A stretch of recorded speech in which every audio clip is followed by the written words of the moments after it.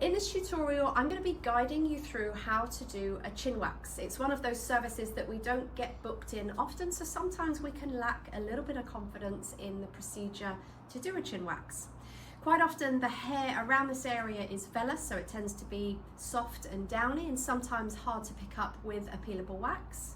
And sometimes ladies that are at a time in life where their hormones change tend to have the hair transition slightly into a terminal hair, so a little bit coarser and more resistant to coming out. What I'm going to show you will be the technique used for shorter, finer hairs, but also the same technique that you can apply if your clients have slightly more coarser, thicker hairs.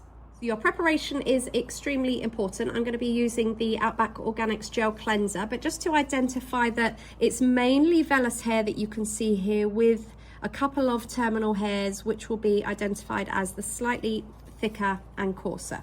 So I'm just going to do a cleanse. Our cleanser does contain rose hip, so one of the purposes of this not only to clean the skin but to also soften the hair follicle. So you'll notice I go in all different directions so that I can make sure that product goes within the follicle, enabling it to soften the whole area. I'm then going to use the Outback Organics botanical oil, which I've just misted onto a dry cotton wool pad, and I'm just going to dust that over the area with and against the direction of hair. And I will take tissue and just get any of the excess of that oil away.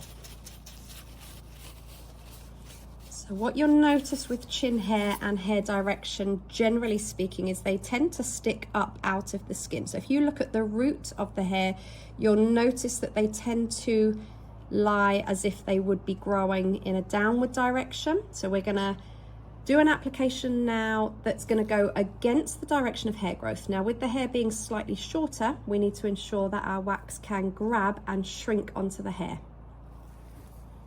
All right, so using my peelable wax on my facial spatula, I'm just going to be going against, and I'm going to keep painting that so I can scoop the wax underneath the hair.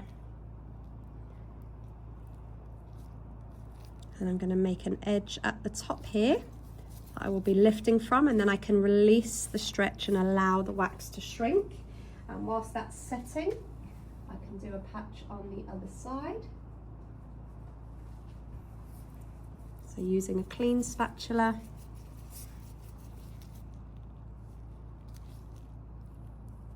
and I'm just repeating exactly what I've done on that side over here, and a nice edge to finish. Now I can keep this spatula, come back to my first patch, place in the stretch, lift, and just making sure that you're keeping this thumb as close to the patch as possible. So I've got a two-way stretch here protecting the skin, and I'm just going to tweeze this off gradually, moving the stretch down each time. I'm now going to do another application so I can, as much as possible, keep this two-patch system going. So I'm just going to move along a little bit, coming up to the center.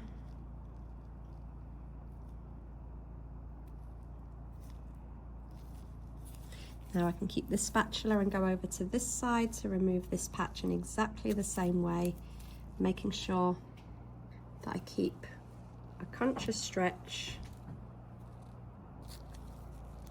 all the way down. So these two fingers here are maintaining and protecting the skin.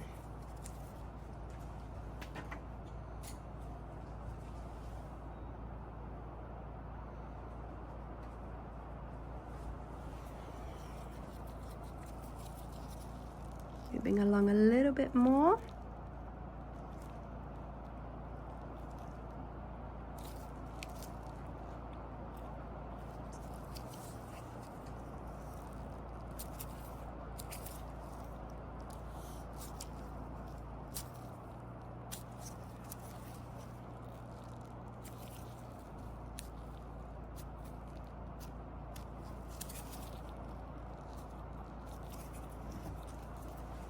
Once we've completed the hair removal using the wax, it's really key to re-cleanse the area. Any hair that gets pulled out in an anagen phase will bring either blood spotting or plasma to the surface of the skin. We want to avoid any possibility of the follicles becoming irritated or infected. So I'm just re-cleansing the area with the Outback Organics gel cleanser. Just using the other hand to stretch the skin so the product really goes in, and then I can apply my aftercare, which will be the Outback Organics aloe gel.